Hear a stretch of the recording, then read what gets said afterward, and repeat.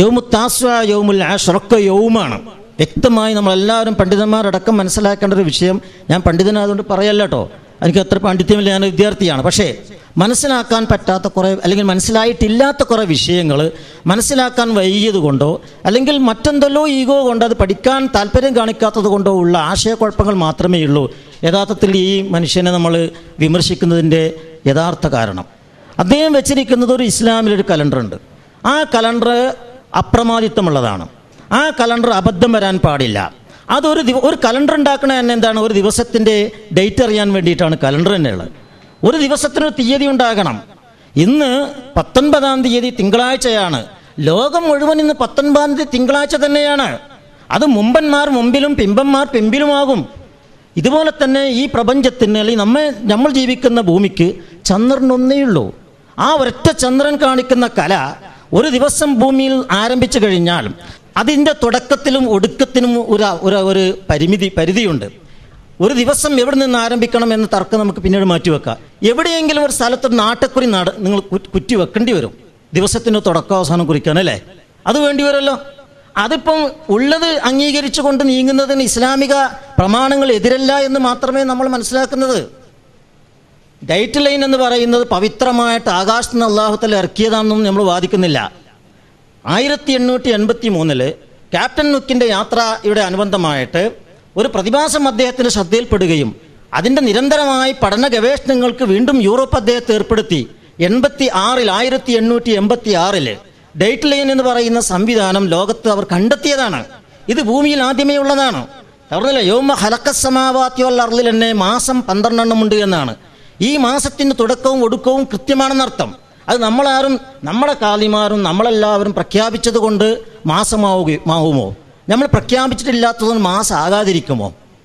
നമ്മൾ കണ്ടു എന്നതുകൊണ്ടോ കണ്ടില്ല എന്നതുകൊണ്ടോ മാസം ഇല്ലാതാവുകയോ പിറക്കുകയോ ചെയ്യുമോ? ഈ പ്രകൃതിയിലെ പ്രതിഭാസം, ഈ ഭൂമി ഇങ്ങനെ കറങ്ങിക്കൊണ്ടിരിക്കുന്നിടത്തോളം ഈ പ്രതിഭാസം ഭൂമിയിൽ ഉണ്ടായിക്കൊണ്ടേയിരിക്കും. ദിവസത്തിനൊരു തുടക്കമുണ്ടെങ്കിൽ അതിന് ഒടുക്കവുമുണ്ട്. ആ തുടക്കത്തിൽ നിന്നാണ് എല്ലാത്തിൻ്റെയും ദിവസം ആരംഭിക്കേണ്ടത്. ഒരു യൗം എവിടെ നിന്നാണ് ആരംഭിക്കുന്നത്? യൗമുൽ ജുമുഅ. ഏറ്റവും ഉദാഹരണം വിശുദ്ധ ഖുർആൻ 7 ദിവസമാണ് ഖുർആനിൻ്റെയും പ്രവാചകൻ്റെയും ആ കണക്ക് പ്രകാരം തന്നെ നമ്മെ പഠിപ്പിച്ചിട്ടുള്ളത്. ഈ 7 ദിവസത്തിൻ്റെയും പേര് മുഹമ്മദ് നബി സ്വല്ലല്ലാഹു അലൈഹി വസല്ലം വരുന്നതിന് മുമ്പ് തന്നെ ലോകം ഉപയോഗിക്കുന്നുണ്ട്. മുഹമ്മദ് നബി അല്ല യൗമുൽ സബ്ത് കണ്ടുപിടിച്ചത്. യൗമുൽ ഇസ്നൈൻ, യൗമുൽ അഹദ്, യൗമുൽ സലാസ, യൗമുൽ റുബൂ, യൗമുൽ ഖമീസ് ഒന്നും നബി ഉണ്ടാക്കിയ പേരല്ല. അതിന് മുമ്പ് തന്നെ പേരുണ്ട്. നബി അതിന് അംഗീകാരം നൽകുകയാണ് ചെയ്തത്. പക്ഷെ അതിലൊരു പ്രത്യേകതയുണ്ടാക്കി, ഒരു നാഴികക്കല്ല് പോലെ.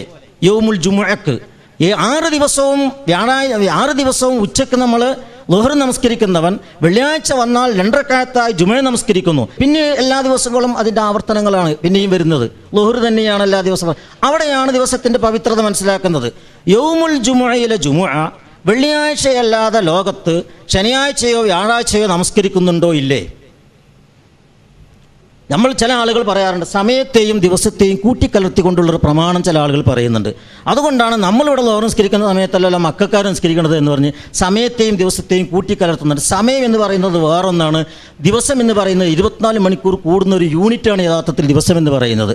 സെക്കൻഡ്, മിനിറ്റ് അങ്ങനെ മാറിക്കൊണ്ടിരിക്കുമ്പോൾ സമയം മാറിക്കൊണ്ടിരിക്കും. ഞാൻ പ്രഭാഷണം ആരംഭിച്ച സെക്കൻഡിലല്ല മിനിറ്റിലല്ല ഞാനിപ്പോൾ നിൽക്കുന്നത്.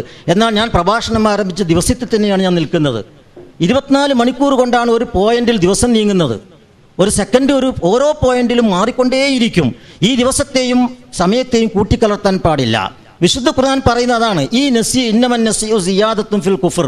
ഇങ്ങനെയുള്ള തിരുത്തലുകൾ അത് മാസത്തിൽ മാറ്റം വരുത്തിയാലും വേണ്ടില്ല, കൊല്ലങ്ങളിൽ മാറ്റം വരുത്തിയാലും വേണ്ടില്ല, ദിവസങ്ങളിൽ മാറ്റം വരുത്തിയാൽ വേണ്ടില്ല. ദിവസത്തിൻ്റെ പവിത്രതയെ ലംഘിക്കാൻ പാടില്ല. യൗമുത്താസ്വായിൽ ചെയ്യേണ്ട ഇബാദത്ത് യൗമുത്താസ്വായിൽ ചെയ്യണം. പ്രവാചകൻ അങ്ങനെ പറഞ്ഞത്. നോമ്പ് നോക്കാൻ പറഞ്ഞ യൗമുത്താസ്വായിലാണ്. യൗമു ആശ്റായിലെ ദിവസത്തിലെ ആ നോമ്പ് ആ യൗമു ആശ്റായിൽ ചെയ്യണം. യൗമു അറഫായിലെ നോമ്പ് യൗമു അറഫായിൽ ചെയ്തിരിക്കണം. യൗമു തെർവിയായിൽ ഹജ്ജിന് വേണ്ടി വെള്ളം ശേഖരിച്ച് മിനായിലേക്ക് പോകേണ്ട ദിവസമാണെന്ന്. അത് വേറൊരു ദിവസം പറ്റില്ല. യൗമുൻ നെഹറിൽ യൗമുൽ അദ്ഹയാണ്. യൗമുൻ നെഹർ നടത്തുന്നത് ഹാജിമാർ അവിടെയാണെങ്കിൽ നമ്മൾ യൗമുൽ അദ്ഹ ഇവിടെ നടത്തുന്നു, ബലികർമ്മം.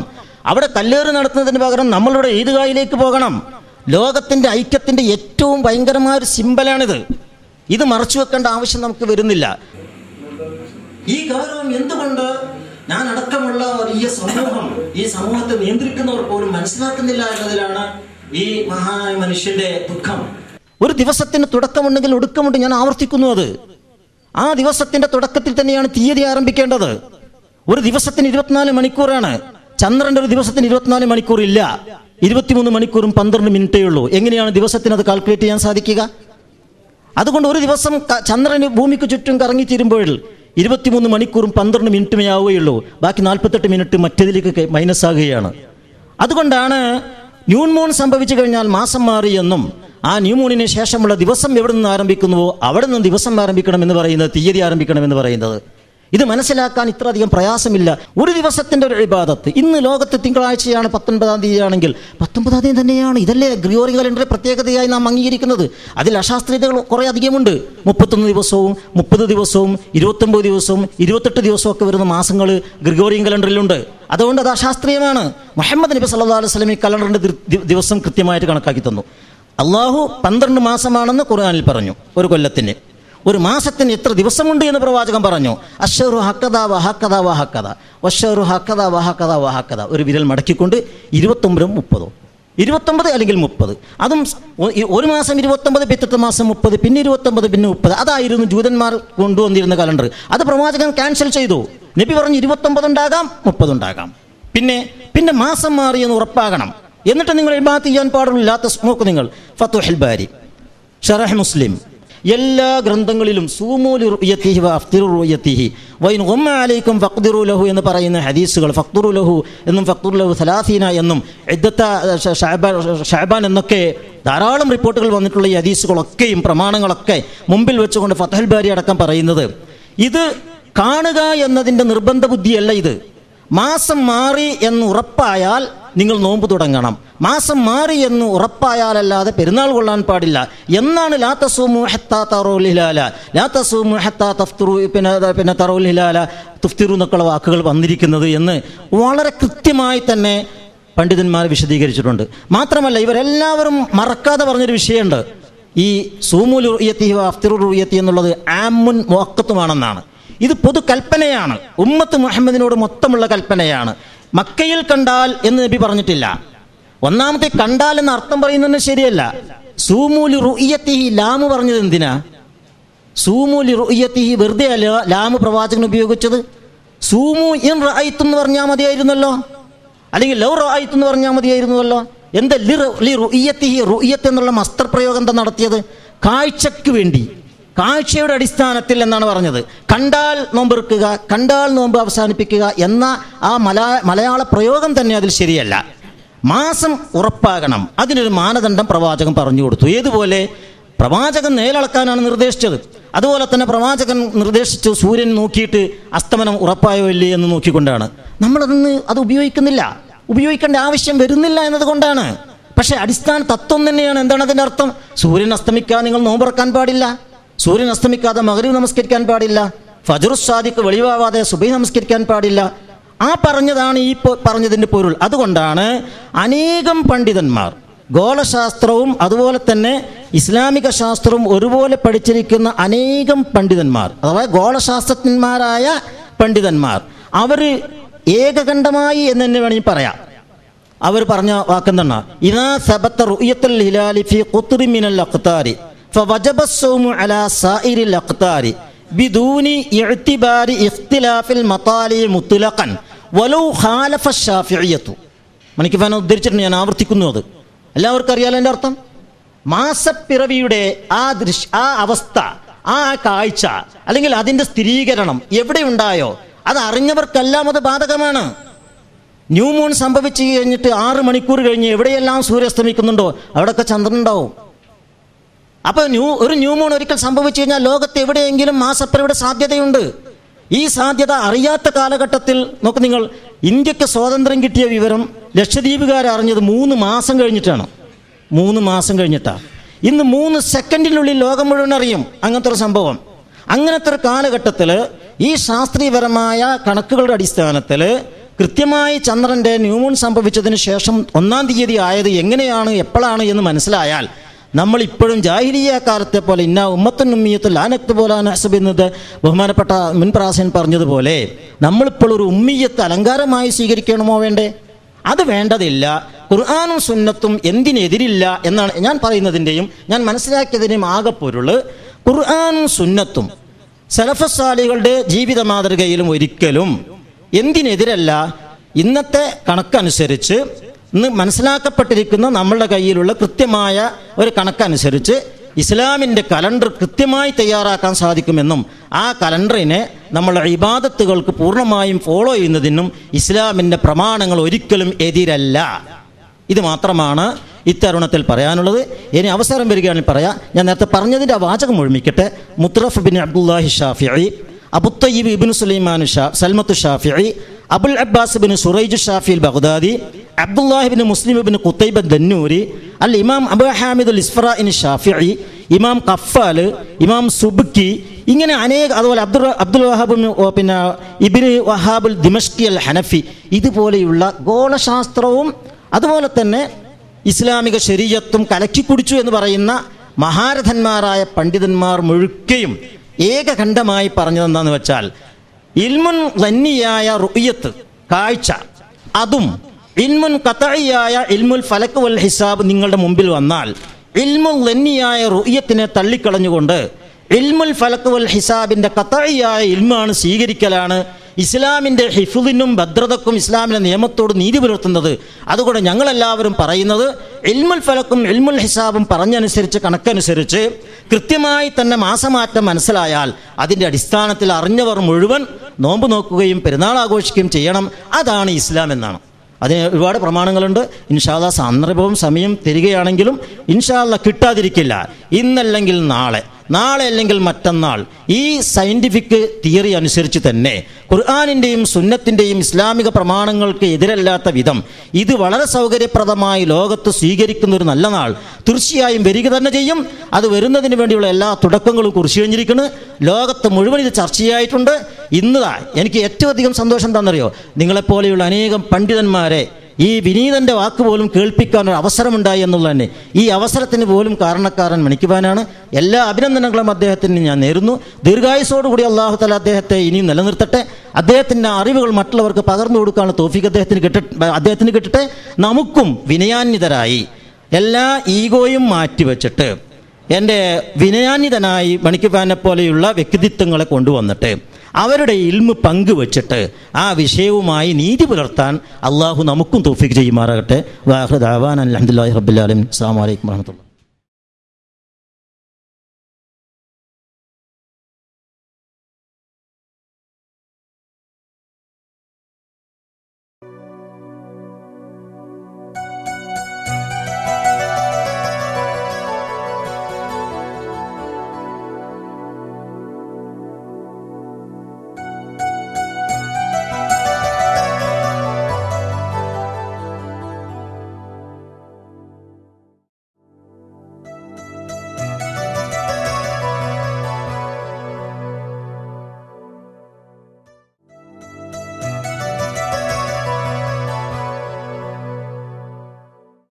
പ്രിയമുള്ളവരെ, നമ്മുടെ ഒരു റൗണ്ട് ചർച്ച അവസാനിച്ചിട്ടുണ്ട്. ഇതിൽ മൊത്തത്തിൽ ഒരു റൗണ്ട് പൂർത്തിയായി വന്നപ്പോൾ അലി മണിക് ഖാൻ അവതരിപ്പിച്ച വിഷയത്തോട് അല്ലെങ്കിൽ അതിൽ നിന്നുകൊണ്ട് ഉന്നയിച്ചിട്ടുള്ള ചില സംശയങ്ങൾ അല്ലെങ്കിൽ വിയോജിപ്പുകൾ ഞാൻ നോട്ട് ചെയ്തിട്ടുണ്ട്. അത് നിന്ന് അദ്ദേഹത്തോട് വിശദീകരണം ആവശ്യപ്പെടുകയാണ് ചെയ്യുന്നത്. ആദ്യമായിട്ടുള്ളത് ഇൻ്റർനാഷണൽ ഡേറ്റ് ലൈൻ എന്നതിനെ സംബന്ധിച്ചുകൊണ്ടുള്ള ചില സംശയങ്ങളായിരുന്നു. ഇത് എന്താണ്, അല്ലെങ്കിൽ അതുതന്നെ വേണമോ, മറ്റേതെങ്കിലും ആകാൻ പറ്റില്ലേ എന്നൊക്കെയുള്ള. ചില ആളുകൾ പകരം മക്ക സ്വീകരിച്ചാൽ മതി, ഇൻ്റർനാഷണൽ ഡേറ്റ് ലൈൻ ഒരുപാട് തകരാറുകളുണ്ട്, അതിനകത്ത് പലപ്പോഴും കറക്ഷൻസ് ഉണ്ടായിട്ടുണ്ട് തുടങ്ങിയിട്ടുള്ള കാര്യങ്ങളൊക്കെ സൂചിപ്പിച്ചിട്ടുണ്ട്. ഇതുമായി ബന്ധപ്പെട്ടുകൊണ്ടുള്ള ഒരു ചെറിയ വിശദീകരണമാണ് ആദ്യമായി ചോദിക്കുന്നത്. അതായത് ഭൂമിയെപ്പറ്റി ആദ്യത്തെ മനുഷ്യൻ അറിഞ്ഞിരുന്നില്ല, ഇത് വാസ്തവമാണ്. പക്ഷേ റസൂലുള്ളാഹി സ്വല്ലല്ലാഹു അലൈഹി വസല്ലം ഇതൊക്കെ അറിഞ്ഞിട്ടുണ്ട്. റസൂൽ സ്വല്ലല്ലാഹു അലൈഹി വസല്ലം ആളുകളോട് പറഞ്ഞിട്ടില്ല. റസൂലുള്ളാഹി സ്വല്ലല്ലാഹു അലൈഹി വസല്ലം പറഞ്ഞത് എന്താണെന്നറിയോ? ഞാൻ അറിയുന്ന കാര്യങ്ങളെല്ലാം നിങ്ങൾ അറിഞ്ഞിരുന്നെങ്കിൽ നിങ്ങൾ കരഞ്ഞുകൊണ്ടേയിരിക്കും, ചിരിക്കൂല. അപ്പോൾ റസൂലിൻ്റെ അള്ളാഹു പലതും കാണിച്ചു കൊടുത്തിനെല്ലാം അറിയാം. അപ്പോൾ ജനങ്ങളോട് സംസാരിക്കുമ്പോൾ നമ്മൾ അവരുടെ അറിവിനനുസരിച്ച് സംസാരിക്കാൻ പറ്റുള്ളൂ. അതുകൊണ്ട് ആരും ഇത് പറഞ്ഞില്ല. പക്ഷേ മഹാന്മാർ ഇത് അറിഞ്ഞിട്ടില്ലെന്ന് നമുക്ക് പറയാൻ പറ്റുമോ? ഒരിക്കലുമില്ല. മഹാപണ്ഡിതന്മാർ, ഇമാമുകൾ ഇത് ഭൂമിയുടെ ഈ അവസ്ഥയെപ്പറ്റി മനസ്സിലാക്കി വന്നു. പക്ഷേ പൊതുവിശ്വാസത്തെ എതിർത്തുകൊണ്ടുള്ള ഒരു പ്രഖ്യാപനം അവർ ചെയ്തിട്ടില്ല. അത് കുഴപ്പമുണ്ടാക്കും, അതുകൊണ്ട് അവർ പറഞ്ഞില്ല. അപ്പോൾ ഇങ്ങനെ ജീവിച്ചുകൊണ്ട് മനുഷ്യൻ ആദ്യം ഈ വാനങ്ങളെയും ഇതിലെയും നിരീക്ഷിക്കാൻ തുടങ്ങി. അവർക്ക് ദിനരാത്രങ്ങൾ മനസ്സിലായി. പിന്നെ എങ്ങനെ പറഞ്ഞുകൊണ്ട് മാസത്തെപ്പറ്റി അവർ ചിന്തിച്ചു. മാസം ചന്ദ്രനിലാണ് ഉള്ളത്, ചന്ദ്രമാസപ്രകാരം അവർ കണക്കാക്കിക്കൊണ്ട് വന്നു. ഇങ്ങനെ കുറേ കഴിഞ്ഞപ്പോഴാണ് പിന്നെ ഈ ഭൂമി ഗോളമാണെന്ന സത്യം ജനങ്ങൾ അറിയുന്നത്. അതെപ്പോഴാണ്? അത് കൊളംബസ് അമേരിക്കയിൽ എത്തിപ്പെട്ടു. കൊളംബസ് അമേരിക്കയിൽ എത്തി. എന്തിനു വേണ്ടി? ഈ അടുത്ത് ഇന്ത്യയിലേക്ക് വരാനുള്ള ഷോർട്ട് ട്രേഡ് റൂട്ട് കണ്ടുപിടിക്കാൻ വേണ്ടിയാണ് കൊളംബസ് ഇന്ത്യയിലേക്ക് പിന്നെ ആദ്യമായിട്ട് അമേരിക്കയിൽ എത്തിപ്പെട്ടത്. അദ്ദേഹം കേപ്പ് ഓഫ് ഗുഡ് ഹോപ്പിൽ വരികയും സാധാരണ വരുന്നതിനെതിരായിട്ട് മറ്റേ ഭാഗത്തേക്ക്, പടിഞ്ഞാറ് ഭാഗത്തേക്ക് യാത്ര ചെയ്യുകയും ചെയ്തു. എല്ലാവരും എതിർത്തെങ്കിലും അദ്ദേഹം അങ്ങനെ ചെയ്തു. അതിൻ്റെ അടിസ്ഥാനത്തിൽ വെസ്റ്റ് ഇൻഡീസ് എന്ന് പറയുന്ന സ്ഥലത്ത്, ദ്വീപുകളിൽ എത്തിപ്പെട്ടു. അവരന്ന് വിചാരിച്ചത് ഇത് ഇന്ത്യയിലെ ഒരു ഭാഗമാണ്, അതുകൊണ്ടാണ് വെസ്റ്റ് ഇൻഡീസ് തന്നെ അതിന് പേര് വന്നത്. അവിടെയുള്ള ആളുകളെ റെഡ് ഇന്ത്യൻസ് എന്നും വിളിച്ചു. ഇദ്ദേഹം തിരിച്ചു വന്നതിന് ശേഷം അവർ വിചാരിച്ചത് ഇദ്ദേഹം ഇന്ത്യയിൽ പോയിട്ട് വന്നതാണ് എന്നാണ്. ഉറപ്പായിട്ടില്ല. പിന്നെ അദ്ദേഹം മരിച്ചതിന് ശേഷമാണ് അറിയുന്നത് അദ്ദേഹം പോയ സ്ഥലം വേറൊരു സ്ഥലമാണത്, മറുഭാഗത്തുള്ള, ഭൂമിയുടെ മറുഭാഗത്തുള്ള സ്ഥലമാണ്. അപ്പോഴേക്കും മനസ്സിലായോ ഇത് ഗോളമാണ്, ചുറ്റി സഞ്ചരിച്ചാൽ എത്തും. അതായത് പടിഞ്ഞാറോട്ട് തന്നെ അല്ലെങ്കിൽ കിഴക്കോട്ട് തന്നെ യാത്ര ചെയ്താൽ അവസാനം ആ തുടങ്ങിയ സ്ഥലത്ത് തന്നെ എത്തും എന്നുള്ള ബോധം ഉണ്ടായി. ഇത് മുമ്പേ തന്നെ ആളുകൾ പറയുന്നുണ്ടായിരുന്നു, പക്ഷേ ആരും വിശ്വസിച്ചിട്ടില്ല. ഇത് അരിസ്റ്റോട്ടിൽ, മറ്റേ പൈത്തഗോറാസ് ഇവർക്കിത് പറഞ്ഞിട്ടുണ്ട്, പക്ഷേ ആരും വിശ്വസിച്ചിട്ടില്ല. ഇങ്ങനെ ഇതിനെപ്പറ്റി ഇനി അവർ എന്ത് ചെയ്തു? ഇത് നോക്കാൻ വേണ്ടിയിട്ട് മെഗലാൻ പറഞ്ഞു, ഞാൻ ചുറ്റി സഞ്ചരിക്കാം, അപ്പോൾ ഇത് മനസ്സിലാവല്ലോ എന്ന് പറഞ്ഞപ്പോൾ അവരുടെ ഗവൺമെൻറ് കുറേ കപ്പലുകളും ആളുകളും ഇദ്ദേഹത്തെ സഹായിക്കാനായി കൊടുത്തു. ഇദ്ദേഹം യാത്ര തുടർന്നു. അങ്ങനെ ചുറ്റിക്കറങ്ങി അവസാനം കുറേ കാലം കഴിഞ്ഞിട്ടാണ് തുടങ്ങിയ സ്ഥലത്ത് എത്തിച്ചേരുന്നത്. അപ്പോഴേക്കും എന്തായി? ഇദ്ദേഹം തന്നെ മരിച്ചു ആ യാത്രയിൽ. പിന്നെ കൂടെയുള്ള കുറേ കപ്പലുകൾ, 10-12 കപ്പലുകൾ പുറപ്പെട്ടിരുന്നു. അതിൽ 3-4 കപ്പൽ മാത്രമാണ് തിരിച്ചു വന്നത്. കൊള്ളയിലും കോളിലും ആയി ഈ കപ്പലുകളെല്ലാം നശിച്ചു. ഇങ്ങനെ വന്ന് അവസാനം അവർ പെട്ടത് ആ തുടങ്ങിയ സ്ഥലത്ത് തന്നെ.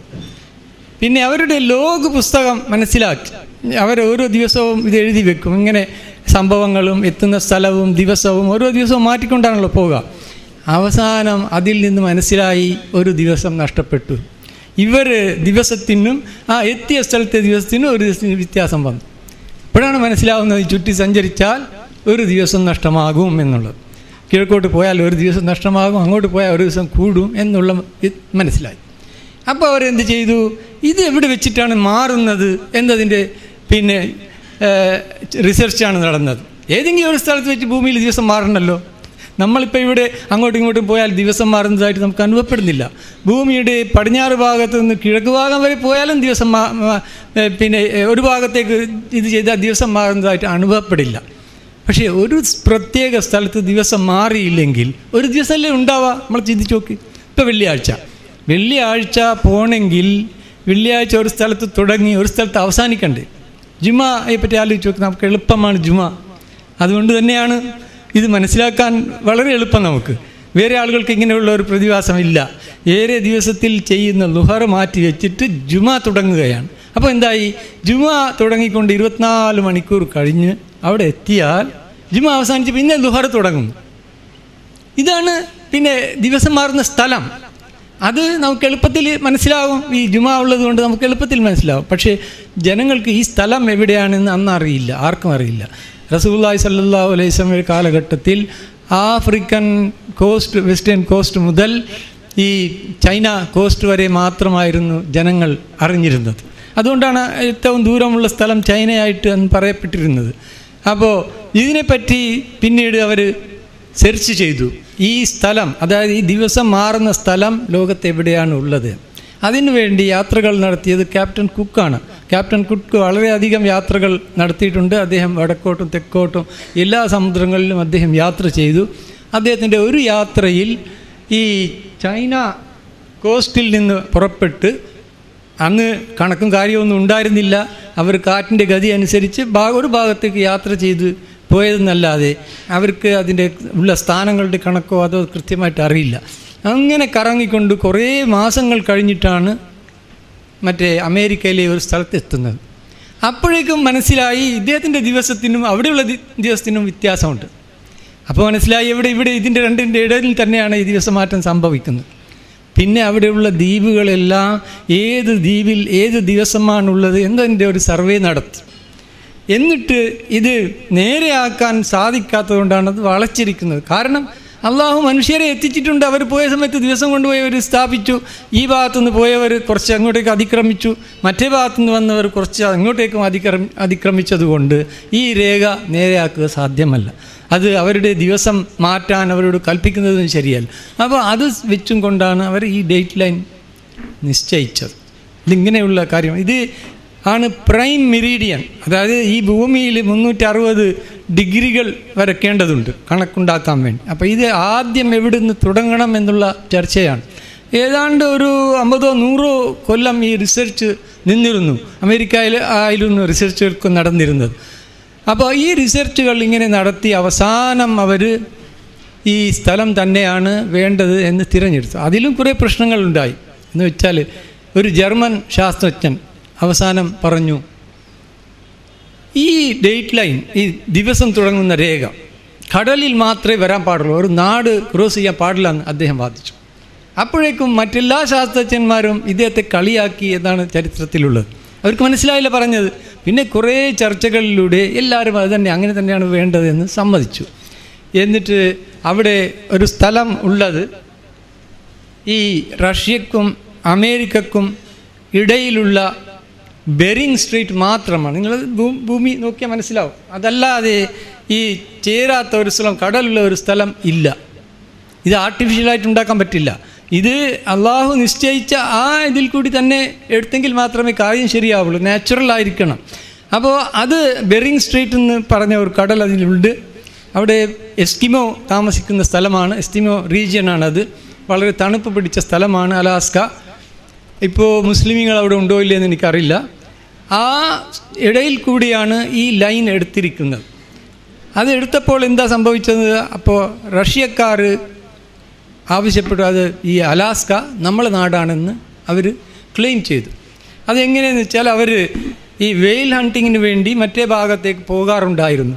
ആ പോകുന്ന സമയത്ത് അവരുടെ ചിഹ്നങ്ങൾ കൊണ്ടുപോയി അവിടെ സ്ഥാപിച്ചു. അവരുടെ നാടായിട്ട് അവർ ഇത് ചെയ്തു. ഇൻ്റർനാഷണൽ ലോ പ്രകാരം ഒരാൾ ഒരു സ്ഥലത്ത് പോയി ആ സ്ഥലത്ത് താമസിച്ച് അവിടെ താമസം ഉറപ്പിച്ചാൽ അയാളെ അവിടെ നിന്ന് പുറത്താക്കാൻ പറ്റില്ല.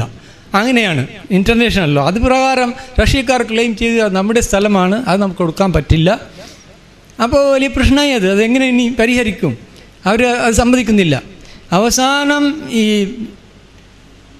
അമേരിക്ക വളരെയധികം ഡോളറുകൾ കൊടുത്ത് റഷ്യയിൽ നിന്ന് അത് വാങ്ങുകയാണ് ചെയ്തത്, ഈ ആവശ്യത്തിന് വേണ്ടി മാത്രം. നോക്കണം നിങ്ങൾ. എന്നിട്ടാണ് ആ ഡേറ്റ് ലൈൻ ശരിയാക്കിയിരിക്കുന്നത്.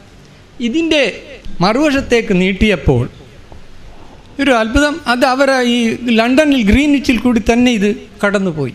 ഇത് പിന്നെ ആക്സിഡൻ്റലാണ്, കരുതി കൂടി ചെയ്തൊന്നുമല്ല. ഈ ലൈനിൻ്റെ നേരെ ഓപ്പോസിറ്റ് സൈഡാണ് ഗ്രീൻവിച്ച് കിടക്കുന്നത്. അപ്പോൾ മുമ്പേ തന്നെ ഗ്രീൻവിച്ചിൽ ഒരു ഒബ്സർവേറ്ററി ഉണ്ടായിരുന്നു. പല ഒബ്സർവേറ്ററികളും ഉണ്ടായിരുന്നു. കൊർദോവയിലുണ്ടായിരുന്നു, ഇന്ത്യയിലുണ്ടായിരുന്നു. പല സ്ഥലത്ത് വെച്ചിട്ടും കണക്കുകൾ ചെയ്ത് വരുന്നുണ്ടായിരുന്നു. അതേ സമയത്ത് ഈ ഗ്രീൻവിച്ചിലും ഒരു ഒബ്സർവേറ്ററി ഉണ്ട്. അത് വെച്ചുകൊണ്ടായിരുന്നു എല്ലാ കണക്കുകളും ചെയ്തിരുന്നത്. ഇപ്പോൾ നേരെ ഓപ്പോസിറ്റ് സൈഡിൽ അത് വന്നതുകൊണ്ട് അവർക്ക് വളരെ സൗകര്യമായി അത് തന്നെ 0 ആക്കാം. എന്നിട്ട് അതിൻ്റെ ഓപ്പോസിറ്റ് സൈഡ് ഡേറ്റ് ലൈനായിട്ടും പ്രഖ്യാപിച്ചു. ഇതാണ് ഇൻ്റർനാഷണൽ ഡേറ്റ് ലൈൻ. അപ്പോൾ ഈ ഡേറ്റ് ലൈൻ്റെ അടിസ്ഥാനത്തിലാണ് എന്ത് കിടക്കുന്നത്? നമ്മൾ ടൈം കിടക്കുന്നത്. നമ്മളത്തെ ഇപ്പോഴത്തെ ടൈം സിസ്റ്റം ഉണ്ടല്ലോ, ഇതിനുമായി ബന്ധപ്പെട്ടതാണ്. നമ്മൾ IT എന്ന് പറയുന്നത് ടൈമിനെ പറ്റി ഇനി പറയുകയാണെങ്കിൽ ലോക്കൽ ടൈമുണ്ട്, ലോക്കൽ മീൻ ടൈമുണ്ട്, സ്റ്റാൻഡേർഡ് ടൈം ഉണ്ട്. ഓരോ നാട്ടുകാർക്കും അവരുടെ സ്റ്റാൻഡേർഡ് ടൈം ഉണ്ടാകും. സ്റ്റാൻഡേർഡ് ടൈം എന്ന് പറയുന്നത്, നമ്മൾ ഇന്ത്യ ഒരു 1.5 മണിക്കൂറോളം വിസ്തീർണമുള്ള സ്ഥലമാണ്. ഇവിടെ ഒരു ഏകീകൃത ടൈം ഇല്ലെങ്കിൽ നമുക്ക് നമ്മുടെ കാര്യങ്ങൾ ചെയ്യാൻ പറ്റില്ല. ഞാനും നിങ്ങളും കാണാൻ പറ്റില്ല. കാരണം ടൈം വ്യത്യാസപ്പെട്ട വലിയ കുഴപ്പമുണ്ടാവും.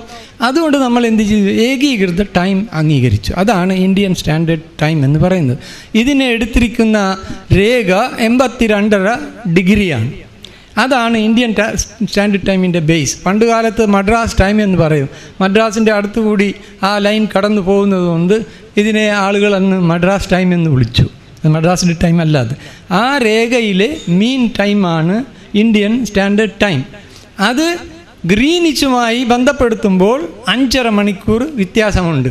ഇങ്ങനെ ഓരോ നാട്ടിനും ഈ ഗ്രീനിച്ചുമായി ബന്ധപ്പെടുത്തി എന്ത് ചെയ്യുന്നു? ടൈം നിശ്ചയിക്കുന്നു. ഈ ടൈമാണ് നമ്മൾ ഇപ്പോൾ അംഗീകരിച്ചിരിക്കുന്നത്. പഴയ കാലത്ത് വാച്ച് ഉണ്ടാക്കിയപ്പോൾ നമ്മൾ 6 മണിക്ക് സമയം മാറ്റുന്ന സമ്പ്രദായം ഉണ്ടായിരുന്നു. ഇതിന് ഗുറൂബ് ടൈം എന്ന് പറയും. 6 മണി, വൈകുന്നേരം 6 മണിക്ക് വാച്ച് ഒപ്പിക്കുന്ന ടൈം. പിന്നെ തുലു ടൈം എന്ന് പറയും, ഉദിക്കുന്ന സമയത്ത് വാച്ച് ഒപ്പിക്കുന്ന ടൈം.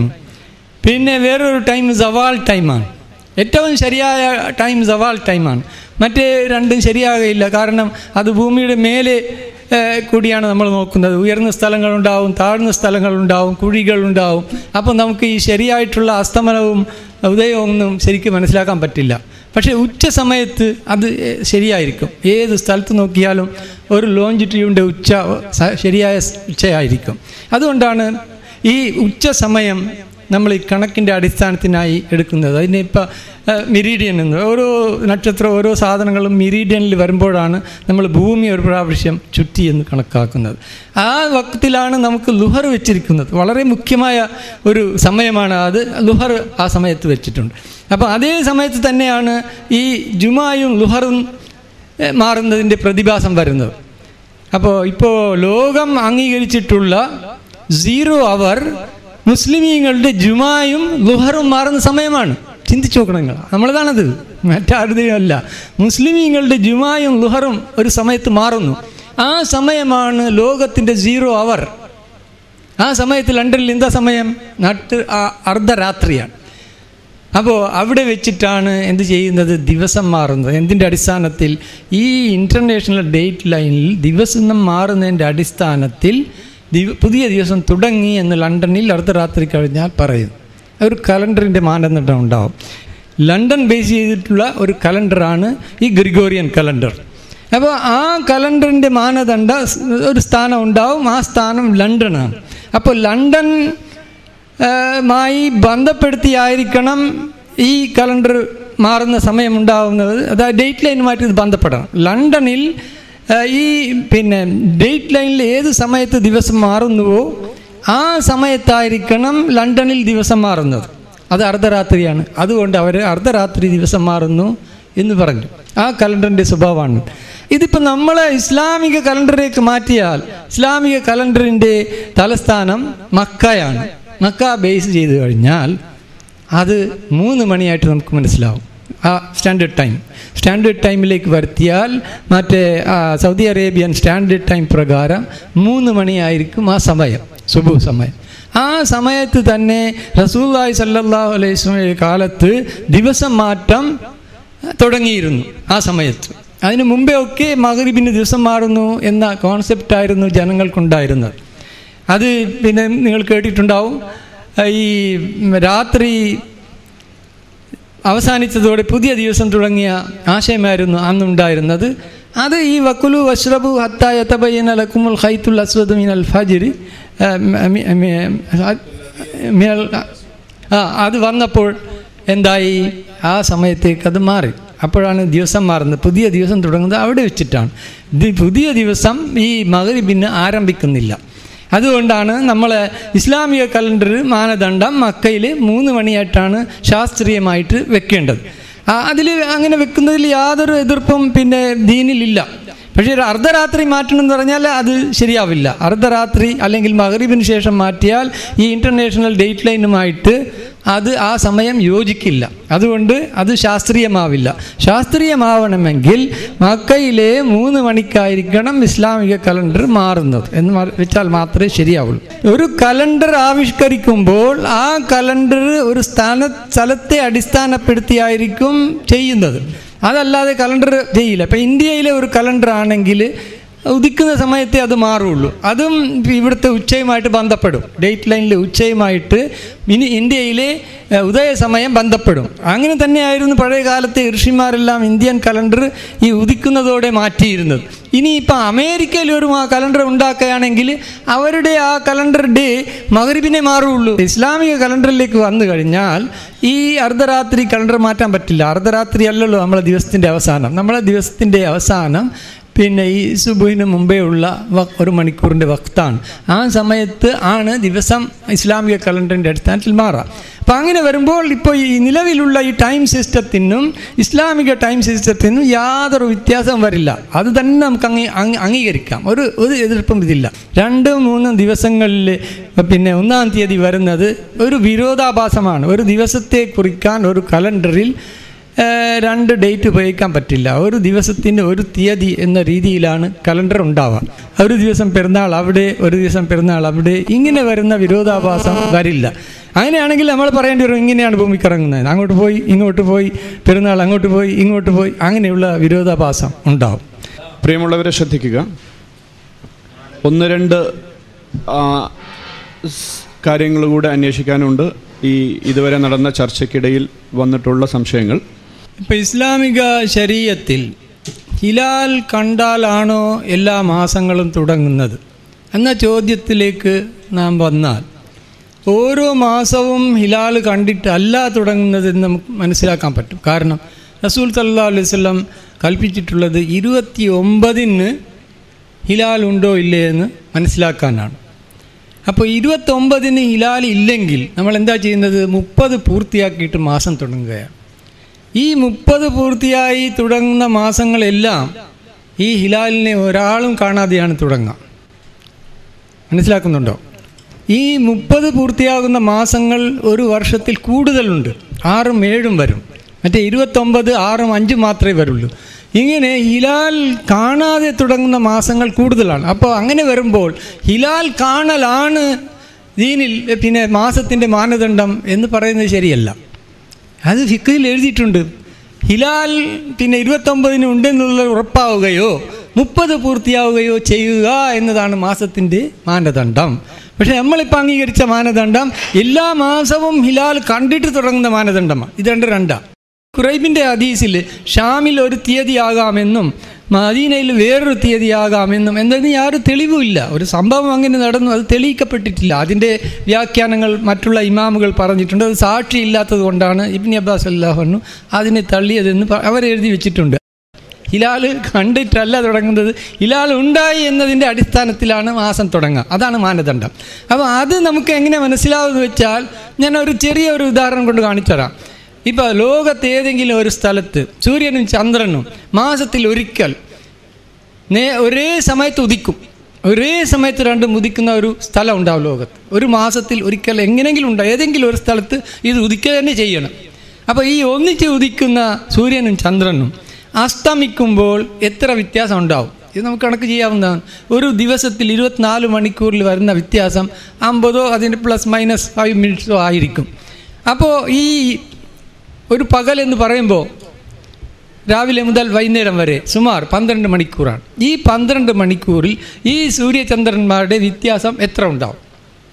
പറയാലോ, എത്ര ഉണ്ടാവും? 24 മിനിറ്റ്, 24-30 മിനിറ്റുകൾ ഉണ്ടാവും.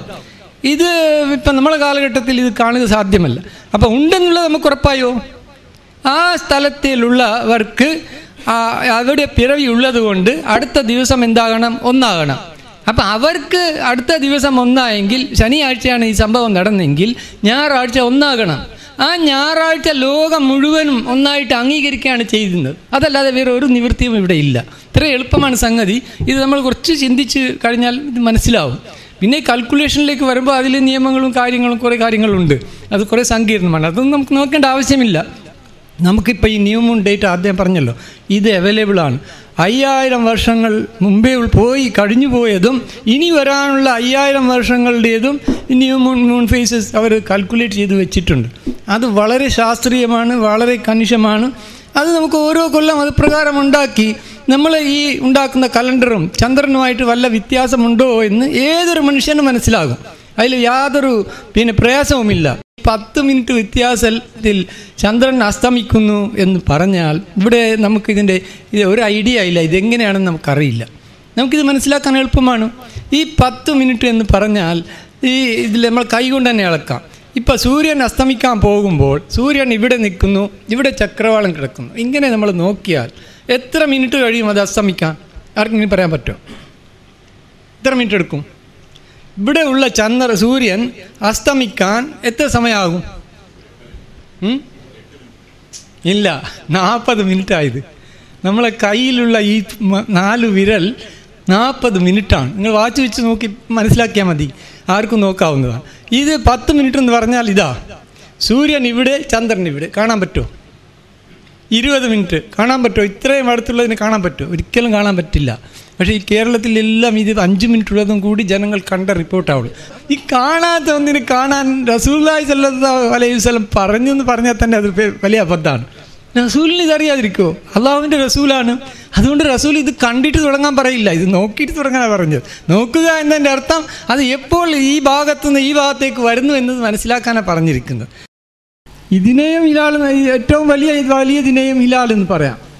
7 ദിവസം വരെ ഹിലാൽ എന്ന് പറയാമെന്ന് ഭാഷ നിഘണ്ടുകളിൽ നമുക്ക് കാണാം. 3 വരെ പറയുന്നത് ഹിലാൽ തന്നെയാണ്. അപ്പോൾ ഇത് ആദ്യത്തേത് ആണ് ശരിയായ ഹിലാൽ. അത് നമ്മളെ കണ്ണുകൾക്ക് ദൃശ്യമല്ല, അത് അറിയാനേ പറ്റുള്ളൂ, കാണാൻ പറ്റില്ല. ഏതെങ്കിലും ഒരു അവസരത്തിൽ ഏതോ ഒരു പ്രതിഭാസമുണ്ടായി, ഈ എയർ പോക്കറ്റ്സും മറ്റും ഒക്കെ ഉണ്ട് അന്തരീക്ഷത്തിൽ, അങ്ങനെയുള്ള ഒരു അവസരത്തിൽ ഇത് ഉണ്ടെങ്കിൽ കണ്ടെന്ന് വരാം. അല്ലെങ്കിൽ ഇത് സാധാരണ കാണുകയില്ല. കാണണമെങ്കിൽ 48 മിനിറ്റ് വ്യത്യാസം വരണം. അത് അല്ലാതെ നമുക്ക് കാണുക സാധ്യമല്ല. അപ്പോൾ എന്താണെന്ന് വെച്ചാൽ, ഇപ്പോൾ ഭൂമി, ഇവിടെ സൂര്യൻ കിടക്കും, ഇവിടെ ചന്ദ്രൻ കിടക്കും. ഇതാണ് ന്യൂ മൂൺ എന്ന് നമ്മൾ പറയുന്നത്. അപ്പോൾ ഈ സ്ഥലത്തുള്ളവർക്ക് മാത്രമേ ഈ പ്രതിഭാസം അനുഭവപ്പെടുള്ളൂ. ആ പോയിന്റിൽ ഇവിടെയും ഇവിടെയുമുള്ള ആളുകൾക്ക് അത് സൂര്യൻ്റെ ഒരു ഭാഗത്തായിരിക്കും ഈ ചന്ദ്രൻ. അപ്പോൾ ഈ പ്രതിഭാസം വരുന്നതിന് 9 മണിക്കൂർ മുമ്പേ ഈ സൂര്യനും ചന്ദ്രനും തമ്മിൽ അസ്തമന വ്യത്യാസം ചന്ദ്രൻ പിറകോട്ടാകുന്നുണ്ട്. 9 മണി ഇത് സംഭവത്തിന് 9 മണിക്കൂർ മുമ്പേ ചന്ദ്രൻ പിന്നിലാവുന്നുണ്ട്. അപ്പോൾ ചന്ദ്രൻ പിന്നിലാകുക എന്നതാണ് ആദ്യത്തെ ഹിലാൽ എന്നാണ് മനസ്സിലാക്കിയിരിക്കുന്നത്. അത് പണ്ഡിതന്മാർ എഴുതിയിരിക്കുന്നത്, അത് അസ്തമനത്തിന് ശേഷം 1 സെക്കൻഡ് പോലും ചന്ദ്രൻ ഉണ്ടെങ്കിൽ അടുത്ത ദിവസം മാസം മാറിയെന്നാണ്. അപ്പോൾ ഇത് ഏത് സ്ഥലത്തും ആവാം. അങ്ങനെ വരുമ്പോഴാണ് നമുക്ക് ഇത് മനസ്സിലാകാതെ നാം വിഷമിക്കുന്നത്. അപ്പോൾ ഇവിടെ എന്താണെന്ന് വെച്ചാൽ, ഈ ഡേറ്റ് ലൈൻ ഉണ്ടല്ലോ, ഇൻ്റർനാഷണൽ ഡേറ്റ് ലൈനിൽ 2 ഭാഗത്ത് 2 ദിവസമാണ്. ഒരു ഭാഗത്ത് 30 വെള്ളി ആണെങ്കിൽ മറ്റേ ഭാഗത്ത് 1 ശനിയാണ്. അവിടെ ഒരു ദിവസത്തിൻ്റെ വ്യത്യാസമുണ്ട്, എപ്പോഴും ഉണ്ട് ഇത്. അപ്പോൾ മാസത്തിൻ്റെ അവസാനത്തിൽ, മാസത്തിൻ്റെ 30-ൽ സൂര്യഗ്രഹണം ഉണ്ടാകുന്നത് മാസത്തിൻ്റെ ഒടുവിലാണ്, അവസാനത്തിലാണ് ഉണ്ടാവുക. 28-ൽ ഉണ്ടാവില്ല. നമ്മൾ അഹമ്മദിയാക്കൾക്ക് ഒരു വാദമുണ്ട്, 28-ലും സൂര്യഗ്രഹണം ഉണ്ടാവും. അത് തെറ്റാണ്. 28-ൽ ഒരിക്കലും സൂര്യഗ്രഹണം ഉണ്ടാവില്ല. അപ്പോൾ ഇവിടെ ഈ ലൈനിൽ വെച്ച് സൂര്യഗ്രഹണം ഉണ്ടാവുകയാണെങ്കിൽ ഒരു ഭാഗത്ത്, ആ 30 സൂര്യഗ്രഹണം ഉണ്ടാവുകയാണെങ്കിൽ മറുഭാഗത്തുള്ള ശവ്വാൽ 1-ലുള്ളവർക്ക് അവർ പെരുന്നാൾ ആചരിക്കുമ്പോൾ ഗ്രഹണം അനുഭവപ്പെടും. ഈ പ്രതിഭാസം ഇമാം ഷാഫി റഹ്മത്തുള്ളാഹി അലൈഹി റെക്കോർഡ് ചെയ്തിട്ടുണ്ട്. അദ്ദേഹം എങ്ങനെ മനസ്സിലാക്കി എന്ന് പറയാൻ പറ്റില്ല. അത് ഫറള ഷാഫി ഉഖൂൽ ഈദ് വൽ കുസൂഫ് മാൻ എന്ന് പറഞ്ഞിട്ടുണ്ട് കിതാബിൽ. അപ്പോൾ ഇത് ഇത്ര വലിയ ജ്ഞാനമാണ്. ഇതെങ്ങനെ മനസ്സിലായി എന്നുള്ളത് നമുക്ക് പറയാൻ പറ്റില്ല. ഇത് ശരിയാണ്, ഇത് സംഭവ്യമാണ്. അത് എപ്പോഴും സംഭവിക്കില്ല. ആ പ്രദേശത്ത് ഈ റമദാനിൻ്റെ അവസാനത്തിൽ ഈ സൂര്യഗ്രഹണം വരികയാണെങ്കിൽ ഓസ്ട്രേലിയയിൽ, ന്യൂസിലൻഡിൽ പെരുന്നാൾ നമസ്കരിക്കുമ്പോൾ ഇത് കാണും. അങ്ങനെയുള്ളൊരു പ്രതിഭാസമാണ്. അപ്പം നമ്മുടെ ഇമാമുകൾ ഇത്രക്കും എഴുതി വെച്ചു, അത് നമ്മൾ പരിശോധിച്ച് നോക്കാൻ തയ്യാറായിട്ടില്ല എന്ന് മാത്രമേ ഉള്ളൂ. അപ്പോൾ ഇവിടെ അത് വരച്ചിട്ട് അതിൻ്റെ രൂപം പറഞ്ഞു. അപ്പോൾ അപ്പോഴും യഥാർത്ഥത്തിൽ ഈ ഹിലാലിനെ പറ്റിയല്ല പിന്നെ ഹിലാലിനെ പറ്റിയാണ് നമ്മൾ സംസാരിക്കേണ്ടത്. പക്ഷേ ഇപ്പോഴും പറഞ്ഞിട്ടുള്ളത് ഈ മെഹാക്ക് എന്ന് പറഞ്ഞ അവസ്ഥയെ സംബന്ധിച്ച്, അതവിടെ ഇരിക്കട്ടെ. ഇപ്പോൾ മണിക്ഫാൻ സാഹിബ് പറഞ്ഞു അതിനെ സൺസെറ്റിന് ശേഷം ഒരു 40 മിനിറ്റ്സ് എങ്കിലും വേണം. പക്ഷേ അമേരിക്കൻ നാവൽ ഒബ്സർവേറ്ററി പറഞ്ഞത് ചുരുങ്ങിയത് 15 മിനിറ്റ് കഴിഞ്ഞതിന് ശേഷമെങ്കിലും ഇത് കാണാൻ കഴിയുമെന്നുള്ളതാണ്. അപ്പോൾ 15 മിനിറ്റ്സ് ചക്രവാളത്തിൽ സൂര്യൻ അസ്തമിച്ചതിന് ശേഷം ചന്ദ്രൻ ഉണ്ടെങ്കിൽ നമുക്കത് വിസിബിൾ ഫേസിൽ എത്തിയതാണ്. ഈ വിസിബിൾ ഫേസിലെത്താൻ ചുരുങ്ങിയത് 18 മുതൽ 24 മണിക്കൂർ ന്യൂമൂൺ കഴിഞ്ഞതിന് ശേഷം വേണം എന്നും ഈ ഒബ്സർവേറ്ററികളൊക്കെ പറയുന്നുണ്ട്. അതുകൊണ്ട് നമ്മൾ ചോദിക്കുന്നത്, എന്തുകൊണ്ട് നിങ്ങൾ ന്യൂമൂൺ എന്ന് പറഞ്ഞ് അസ്ട്രോണമിക്കൽ ന്യൂമൂൺ എന്നുള്ളതിനെ ഇസ്ലാമിലെ ഹിലാലിന് പകരമായി നിങ്ങൾ പറയുന്നത് എന്തുകൊണ്ട്? ഇവിടെ സൂര്യനുണ്ടെന്ന് വിചാരിക്കാം, ഇവിടെ കിടക്കുന്ന ഭൂമി, അതിൻ്റെ ചുറ്റും ചലിക്കുന്ന ചന്ദ്രൻ,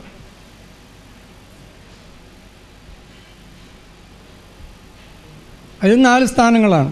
ഇതാണ് ലൈൻ ഓഫ് ക്രോസിംഗ്.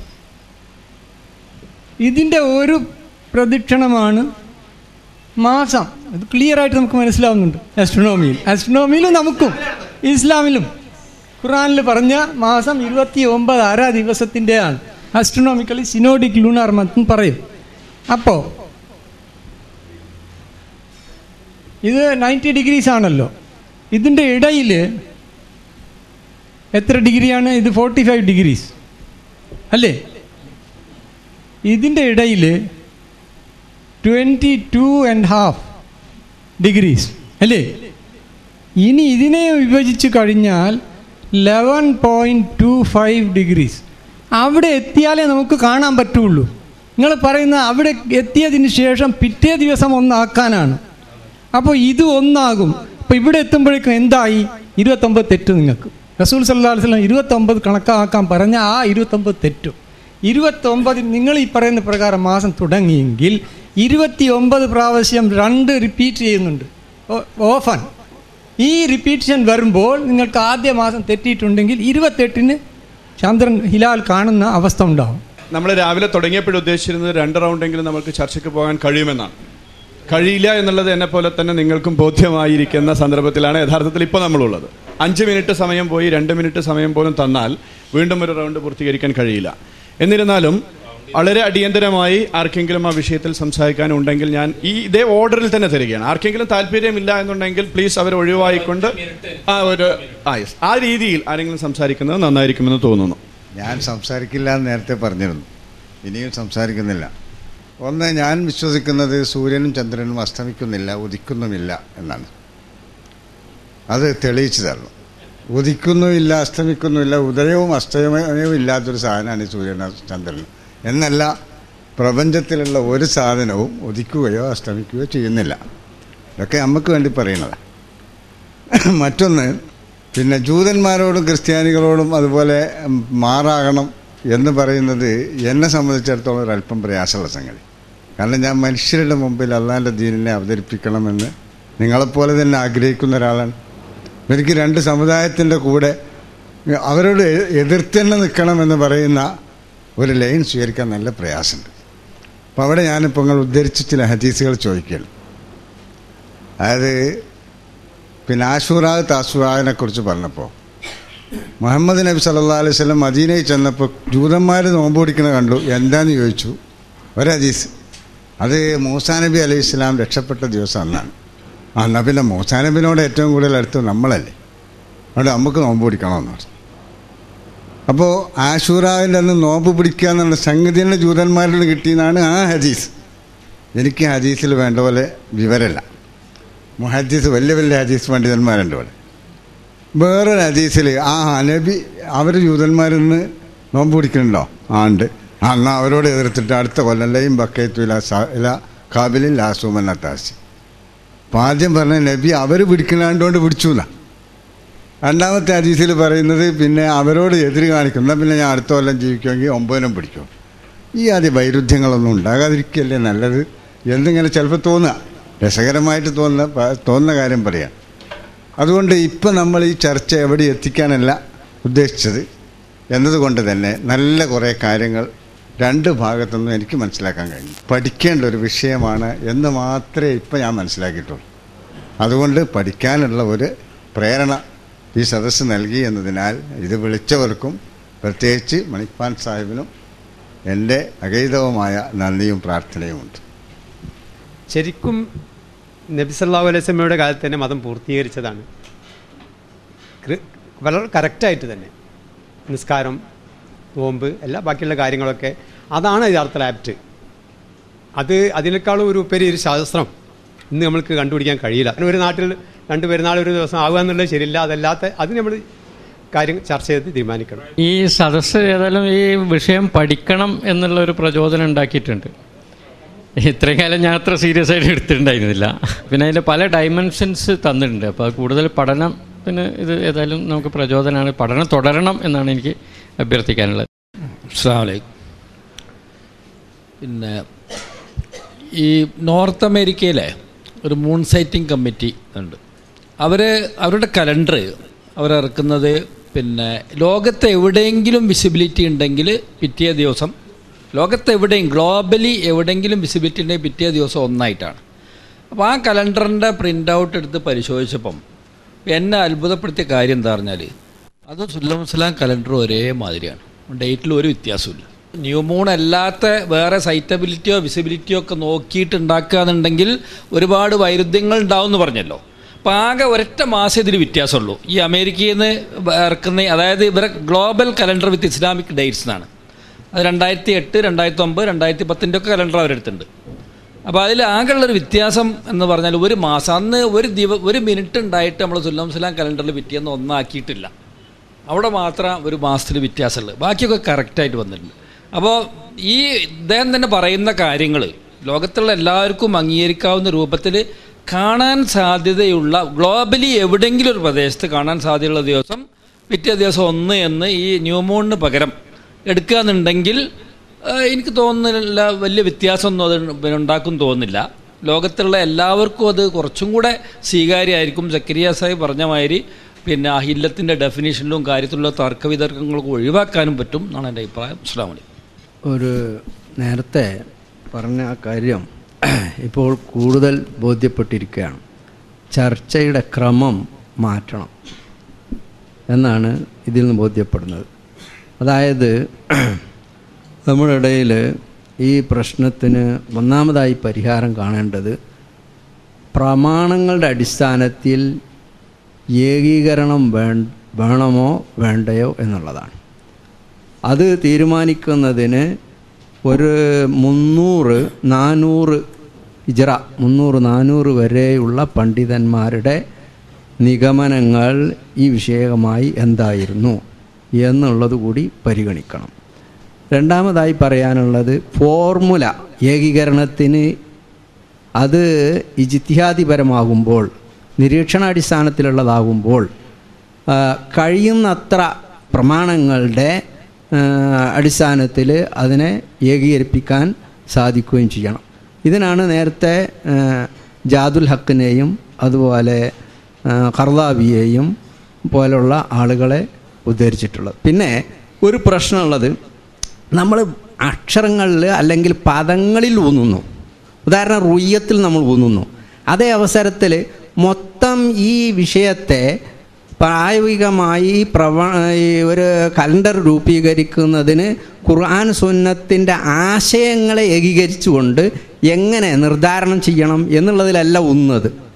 ഒരു ഉദാഹരണം, യസ്അലൂനക അനിൽ അഹില്ലത്തി ഖുൽ ഹിയ മവാഖീതു ലിന്നാസി വൽ ഹജ്ജി. ഈ എന്തിനാണ് ലിന്നാസി വൽ ഹജ്ജി എന്നിങ്ങനെ ഊന്നിയിട്ടുള്ളത്? ഇപ്പം ഹജ്ജോടുകൂടെ തീർച്ചപ്പെടുകയും അതേ അവസരത്തിൽ മനുഷ്യരുടെ മറ്റ് ഇബാദത്തുകൾക്കും കാര്യങ്ങൾക്കും എല്ലാം തന്നെ നിദാനമാവുകയും ചെയ്യുന്ന ഒരു ഏകീകരിച്ച കലണ്ടറിൻ്റെ സൂചന ഇതിലുണ്ട്. ഇതാണ് യഥാർത്ഥത്തിൽ റുയ്യത്ത് പോലുള്ളതിൽ ഊന്നുന്നതിനേക്കാൾ. കാരണം പമൻ ഷഹീദ മിൻകും മുസ്സഹ്റ എന്നുള്ളതാണ് ഖുർആൻ പറയുന്നത്. ആ ലക്ഷ്യം സാധിക്കാനുള്ള ഒരു മാർഗം മാത്രമാണ്, അതായത് ഒരു വസീല മാത്രമാണ്. ഈ ഷഹാദത്ത് എന്നുള്ള ഹദഫിൻ്റെ ഒരു വസീല മാത്രമാണ് റുയ്യത്ത് എന്ന് പറയുന്നത്. അവിടെ ചിലർ തെറ്റിദ്ധരിപ്പിക്കുന്നത് പോലെ അതിന് അറിവ് ഒന്നും വെക്കേണ്ടതില്ല, കാണുക എന്ന് തന്നെയാണ് അവിടെ പറഞ്ഞിട്ടുള്ളത്. പിന്നെ ഇവിടെ ഉന്നയിക്കപ്പെട്ടുള്ള ഒരു സംഗതി, ഈ ഫഖ്ദുറു ലഹു എന്ന് പറഞ്ഞാൽ അത് അക്മിലു എന്നാണ് എന്ന് ഒരു തെറ്റിദ്ധാരണ ഉണ്ട്. ഇത് പരിശോധിച്ചിടത്തോളം ഇബ്നു ഉമറിൽ നിന്ന് നേർക്ക് നേരെയുള്ള ഇമാം മാലിക് മുഖേനയുള്ള ശരിയായ റിപ്പോർട്ട് ഫഖ്ദുറു ലഹു എന്നുള്ളതാണ്. ഇതിൻ്റെ ആശയം തെറ്റിദ്ധരിച്ചോ അല്ലെങ്കിൽ സാധ്യത അനുസരിച്ച് ഇത് നബി നിർദ്ദേശിച്ച അനുസരിച്ചോ ഉള്ള ഒരു മൊഴിമാറ്റം മാത്രമാണ് ഫാക്മിലു എന്നുള്ളത്. അതുകൊണ്ട് യഥാർത്ഥത്തിൽ നഹ്നു ഉമ്മത്തുൻ ഉമ്മിയത്തുൻ ലാ നക്തുബു വലാ നഹ്സിബു എന്ന് പറഞ്ഞതുപോലെയുള്ള ഒരു ഇജാസ് ആയിട്ടുള്ള കലാമാണ് യഥാ ഫഖ്ദുറു ലഹു എന്നുള്ളത്. കാരണം ഫഖ്ദുറു എന്നുള്ളതിൽ പൂർത്തിയാക്കുക എന്ന് മാത്രമല്ല ഉൾക്കൊള്ളുന്നത്. ഇബ്നു ഉമറിൻ്റെയും അതുപോലുള്ള സഹാബത്തിൻ്റെയും ഒക്കെ നടപടികൾ മേഘാവൃതമായിട്ടുള്ള ദിവസത്തിന് രാത്രിക്ക് പിറ്റേന്ന് അവർ നോമ്പനുഷ്ഠിക്കുന്നു എന്നുള്ള കർമ്മം ഇതിന് തെളിവാണ്. ഈ ജാതിയുള്ള കുറേ അടിസ്ഥാനപരമായ കാര്യങ്ങൾ അതിന് മുൻഗണന കൽപ്പിച്ച് ചർച്ച മുന്നോട്ട് പോവുകയും ഫോർമുല എന്താവുക എന്ന് പിന്നീട് തീരുമാനിക്കുകയും ചെയ്യപ്പെടുന്ന ഒരു രീതിയിലേക്ക് മാറണം എന്ന് നിർദ്ദേശിക്കുക മാത്രമാണ് ചെയ്യുന്നത്. വാഹ്റു ദഅ്വാന അൽഹംദുലില്ലാഹ്. അസ്സലാമു അലൈക്കും. പിന്നെ ഞാൻ നേരത്തെ സംസാരിച്ചപ്പോൾ അതിൽ ജൂതന്മാരോട് എതിരാകുന്ന വിഷയം പറഞ്ഞപ്പോൾ ചില ആളുകൾ അത് വലിയ ഒരു കാര്യമായി നമ്മളുടെ മുമ്പിൽ പറഞ്ഞു. ഞാൻ പറഞ്ഞത് അതല്ല. അതായത് ന്യൂമൂൺ ടു ന്യൂമൂൺ അല്ല ഇസ്ലാം ബേസാക്കി വെച്ചിട്ടുള്ളത്, ഹിലാലാണ്. അതിന് ഒരുപക്ഷേ കാരണം ജൂതന്മാർ ന്യൂമൂൺ ടു ന്യൂമൂൺ ആണ് എന്നതായതായേക്കാം എന്നാണ്. അല്ലാതെ അതൊരു ബേസായിട്ട് അതുകൊണ്ട് നമ്മൾ ന്യൂമൂൺ ടു ന്യൂമൂൺ പറ്റൂല എന്ന് മാത്രമല്ല, ഇസ്ലാം ന്യൂമൂൺ ടു ന്യൂമൂൺ പറ്റൂല എന്ന് പറയാൻ കാരണം ഹിലാലാണ് ബേസാക്കിയത് എന്ന് തന്നെയാണ്. ന്യൂമൂൺ എന്തുകൊണ്ടാക്കിയില്ല? അതിന് പല കാരണങ്ങളും നമുക്ക് പറയാം. എല്ലാവർക്കും കാണാൻ പറ്റിയത് എന്നൊക്കെ ആകാം. ആ കൂട്ടത്തിൽ ഒന്ന് ഇതും ആയേക്കാം എന്ന് പറഞ്ഞു എന്നേ ഉള്ളൂ. മറ്റൊന്ന്, ഇവിടെ പിന്നെ കോയക്കുട്ടി സാഹിബും അതുപോലെ മണിക്കുവാൻ സാഹിബും ഒക്കെ എടുത്തുദ്ധരിച്ചൊരു സംഗതി, വെള്ളിയാഴ്ച ഒന്ന് മാത്രമല്ലേ ഉള്ളൂ, നമ്മൾ വെള്ളിയാഴ്ച അല്ലാതെ വേറെ ഒരു ദിവസവും ജുമ നടത്തുന്നില്ല, ലോകത്തൊരു വെള്ളിയാഴ്ച ഉള്ളൂ എന്നാണ്. അത് ഒരു തെറ്റിദ്ധാരണയുടെ അടിസ്ഥാനത്തിൽ ഉള്ള സംഗതിയാണ്. വെള്ളിയാഴ്ച എന്ന് പറഞ്ഞാൽ നമ്മുടെ ആരാധനാകർമ്മങ്ങൾ രണ്ട് രീതിയിലുള്ള ആരാധനാകർമ്മങ്ങൾ ഇസ്ലാമിലുണ്ട്. ഒന്ന് ദിവസങ്ങൾ നിർണയിച്ചു പറഞ്ഞ ആരാധനാകർമ്മങ്ങൾ, മറ്റൊന്ന് തീയതി പറഞ്ഞ ആരാധനാകർമ്മങ്ങൾ. ദിവസങ്ങൾ നിർണയിച്ചു പറഞ്ഞത് നമ്മൾ ദിവസത്തിൽ തന്നെയാണ് നിർവഹിക്കുന്നത്. ജുമാ വെള്ളിയാഴ്ചയാണ് നടത്തുന്നത്, തിങ്കളാഴ്ച നോമ്പ് തിങ്കളാഴ്ച തന്നെയാണ് നടത്തുന്നത്, വ്യാഴാഴ്ച നോമ്പ് വ്യാഴാഴ്ച തന്നെയാണ്. പക്ഷെ തീയതി പറഞ്ഞത് പിന്നെ യൗമു അറഫ എന്ന് പറഞ്ഞാൽ ദുൽഹജ്ജ് 9 അത് റസൂലുള്ളാഹി സ്വല്ലല്ലാഹു അലൈഹി വസല്ലമ അത് കൃത്യമായി നമുക്ക് പറഞ്ഞു തന്നൊരു സംഗതിയാണ്. ദുൽഹജ്ജ് 9 എന്ന് സഹീഹായ ഹദീസിൽ അത് പറഞ്ഞൊരു സംഗതിയാണ്. അപ്പോൾ യൗമു അറഫ ദുൽഹജ്ജ് 9 മക്കയിലുള്ളവർ നേരത്തെ മുസ്ലിയാർ പറഞ്ഞതുപോലെ മക്കത്തുള്ള ആളുകൾ അറഫയിൽ നിൽക്കുന്നത് പോലെ നമ്മളിവിടെ നോമ്പ് നോൽക്കണം. നമുക്ക് ദുൽഹജ്ജ് 9 എന്നത് അത് തീയതി ആസ്പദമാക്കിയാണ്. അപ്പോൾ തീയതി ആസ്പദമാക്കിയുള്ള ആരാധനാകർമ്മങ്ങൾ നമ്മളുടെ ഈ ദിവസത്തെ ആസ്പദമാക്കിയുള്ളതുപോലെ ആക്കണം എന്ന് വാദിക്കുകയാണെങ്കിൽ നേരത്തെ അദ്ദേഹം പറഞ്ഞതുപോലെ നമുക്ക് എല്ലാ സ്ഥലത്തും ഒരു സമയത്ത് തന്നെ ജുമയാക്കണം എന്നും നമുക്ക് പറയാമല്ലോ. അതൊരു നല്ല ആശയമാണ്. പിന്നെ ഇൻ്റർനാഷണൽ ഡേറ്റ് ലൈനിൻ്റെ ഹിസ്റ്ററി പറഞ്ഞതിലും ഒരുപാട് വാസ്തവ വിരുദ്ധമായ സംഗതികളുണ്ട് എന്നുള്ളത് നിങ്ങൾ ആ വിഷയം പഠിക്കണമെന്നേ പറയാനുള്ളൂ. ഞാൻ പറയുന്നത് ലോകത്ത്, ഇത് അടിവരയിട്ട് നിങ്ങൾ മനസ്സിലായിക്കോ, ലോകത്ത് അലി മണിക്ഫാൻ ഉന്നയിക്കുന്ന ഈ ആശയം അദ്ദേഹത്തിൻ്റെ മുമ്പ് ഏതെങ്കിലും ഒരു ഇസ്ലാമിക പണ്ഡിതൻ ഉദ്ധരിച്ചത് നിങ്ങൾക്ക് കാണിക്കാൻ പറ്റുമോ? കാണിക്കാൻ പറ്റില്ല. അപ്പോൾ അതുകൊണ്ട് തികച്ചും നൂതനമായൊരു സംഗതിയാണ്. തികച്ചും നൂതനമായൊരു സംഗതി ആയതുകൊണ്ട് തന്നെ അതിന് ശരിക്ക് നമ്മളുടെ എവിഡൻസ് നിങ്ങൾക്ക് അവതരിപ്പിക്കാൻ സാധിക്കേണ്ടതുണ്ട്. പിന്നെ ഒരു ഹദീസ് ഇവിടെ പലരും തെറ്റായി ഉദ്ധരിച്ചു. ഈ പിന്നെ മണിക്ഫാൻ ഉദ്ധരിച്ചു, അദ്ദേഹത്തിൻ്റെ കാസറ്റിൽ ഉദ്ധരിക്കുന്നുണ്ട്, അതുപോലെ ഇപ്പോഴും ഉദ്ധരിച്ചു.